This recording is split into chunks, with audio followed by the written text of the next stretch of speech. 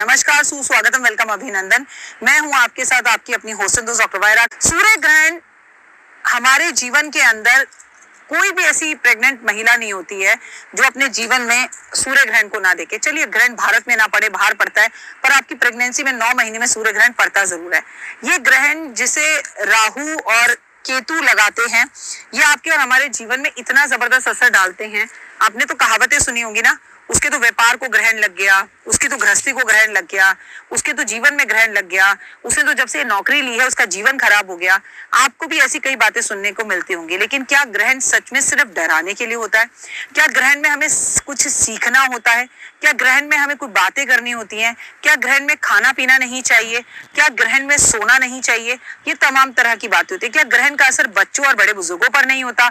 क्या ग्रहण का असर गर्भवती महिलाओं पर सबसे ज्यादा होता है? अगर आपके मन में इस तरह के कोई भी सवाल है तो इस वीडियो को अंत तक जरूर देखिए। और हाँ, अगर आप प्रेग्नेंट हैं तो जरूर देखिएगा, क्योंकि ये देखना है, डराना नहीं है। आपको एक नॉलेज मिलेगी। आज ग्रहण को लेकर नई बातें और नई चीजें सामने आ रही हैं। आज मैं आपको बताऊंगी कि सूर्य ग्रहण के बारे में, सूर्य ग्रहण क्यों लगता है, सूर्य ग्रहण का समय सूतक कब होता है, ग्रहण के क्या उपाय हैं, ग्रहण में क्या करना चाहिए, ग्रहण से जुड़ी सभी बातें और ग्रहण में क्या नहीं करना चाहिए। सबसे पहले मैं आपको बता दूं सूर्य ग्रहण लगता क्यों है। ग्रहण एक खगोलीय घटना है और सूर्य ग्रहण की बात की जाए तो मैं आपको बता दूं कि इस वक्त चंद्रमा और सूर्य जब धरती के बीच में आ जाते हैं तब धरती पर सूर्य ग्रहण का प्रकाश नहीं आ पाता, जबकि चंद्र ग्रहण के दौरान पर धरती और चंद्रमा के बीच में सूर्य आ जाता है। सूर्य सीधा एक जगह पर आ जाता है, जिसकी वजह से चंद्र ग्रहण लगता है। इस समय चंद्र ग्रहण चूंकि धरती के छाया पर आ जाता है, इसीलिए उसकी केवल छाया ही दिखाई देती है और लोग चंद्र ग्रहण देखना नहीं चाहते, सूर्य ग्रहण देखना नहीं चाहते, डरते हैं।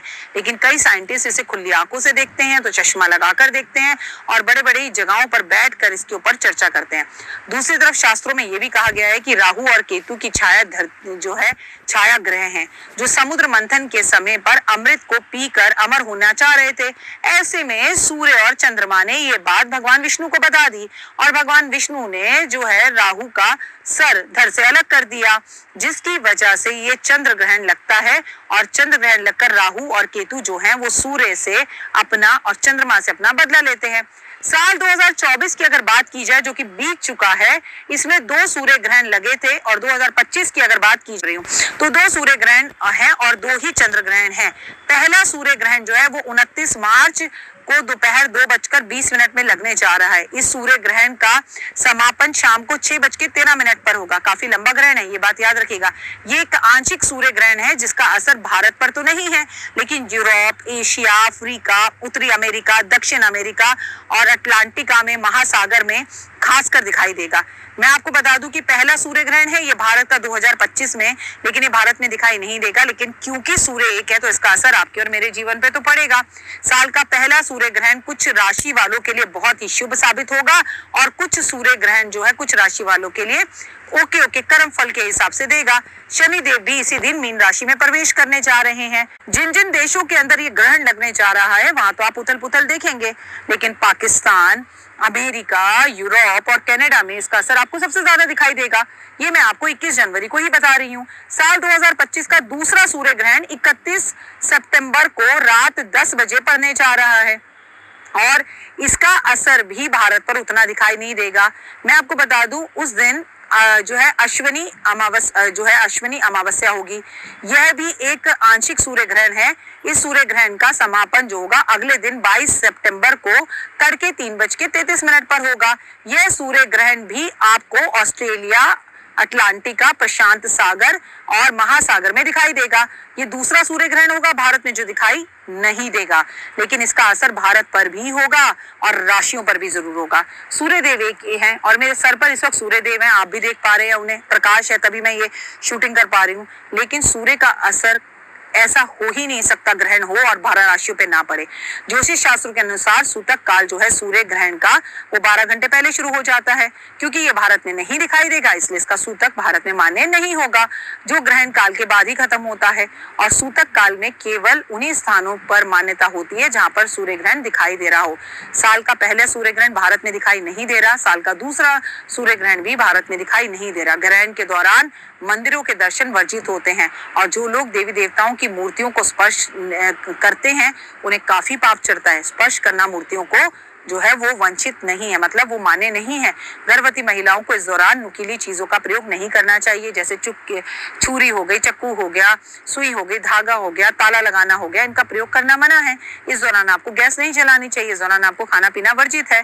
और हमारी मम्मियाँ खाना बनाने से भी इस टाइम पर बचती हैं, चाहे वो ग्रहण भारत में हो या ना हो, थोड़ा सा उसे नजरअंदाज करना चाहिए। और अगर बहुत ही बीमार व्यक्ति घर में हो, छोटा बच्चा हो, उसे देना भी हो तो आपको मैं बताऊं उसमें तुलसी डालकर या हरी हरी घास और दूर्वा डालकर देना चाहिए, क्योंकि तुलसी और दूर्वा पर ग्रहण का कोई असर नहीं होता।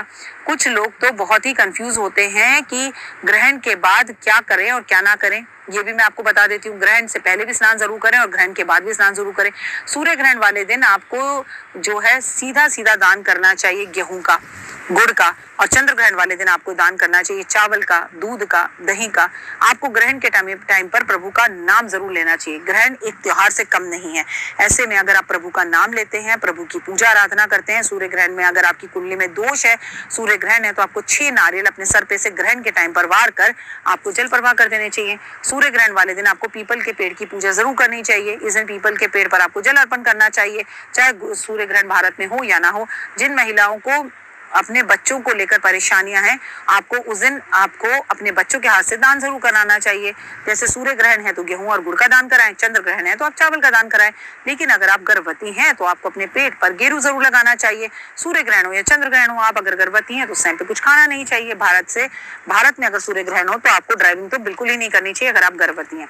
सूर्य ग्रहण वाले दिन आपको परिवार के सभी लोगों को मिलकर कुछ सिक्के इकट्ठे कर अपने सर पे से एंटी क्लॉकवाइज वार कर आपको किसी पीपल के पेड़ पे ये रख देने चाहिए, किसी जरूरतमंद व्यक्ति को दे देने चाहिए।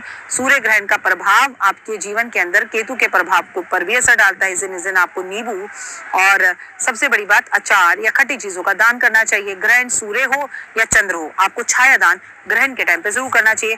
ग्रहण का दान कभी भी ब्राह्मण नहीं लेता, इसका दान आपको सफाई कर्मचारी को देना चाहिए। सूर्य ग्रहण के टाइम पर आपको हनुमान चालीसा का पाठ जरूर करना चाहिए।